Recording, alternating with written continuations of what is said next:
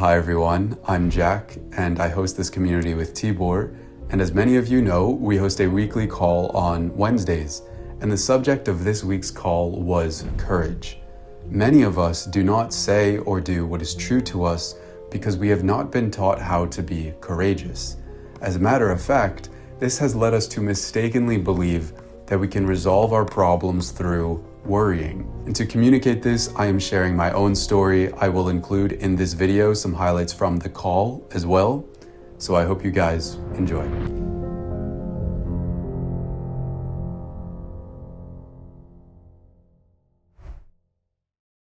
Joined earlier.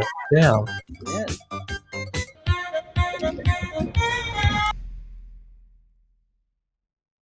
So yesterday I was on school and I saw this comment. It's not going to read the whole comment, but in this comment, there is a sentence in particular.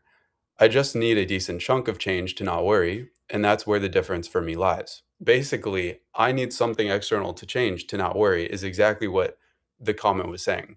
And I have my own personal experience with this.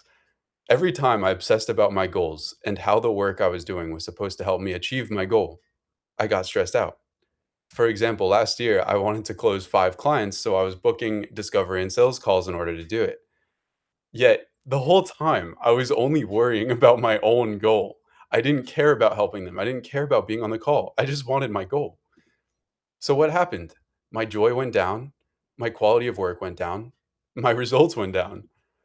And then I stopped worrying so much and I just focused on the inputs. And I closed the biggest of them all, Tibor. And here's the craziest part. The work you are doing physically does not even have to change. I'm strictly referring to the internal manner. Now, some might say, but Jack, if I feel whole inside, wouldn't there be no motivation for me to change work, develop my business and stuff? Like, wouldn't I just be comfortable? Well, no, this is not true. Actually, when we feel on top of the world, the last thing we feel like doing is doom scrolling and taking a nap.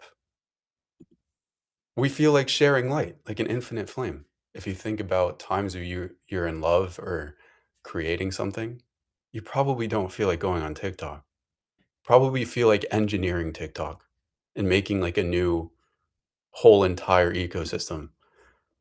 On top of that, energy works through attraction. Our external world actually changes naturally when we change internally. So, by living our ideal life here and now is where we start.